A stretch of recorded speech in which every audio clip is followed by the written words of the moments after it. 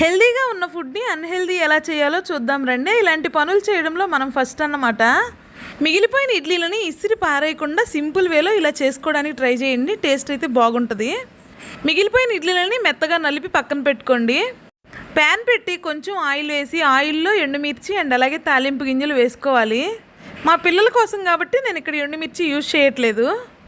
తాలింపు గింజలు కూడా ఫ్రై అయిన తర్వాత ముందుగా కట్ చేసి పెట్టుకున్న ఉల్లిపాయ పచ్చిమిర్చి ముక్కలు అయితే యాడ్ చేసుకొని ఫ్రై చేసుకోవాలి.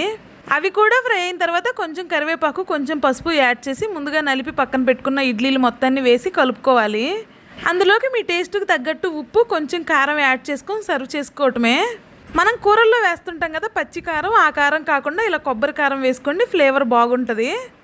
ఈరోజు ఇడ్లీలు అయితే ఏం మిగలలేదు. నేనే కావాలని ఒక ప్లేట్ ఎక్కువ పెట్టి మీకు చేసి చూపిస్తున్నాను.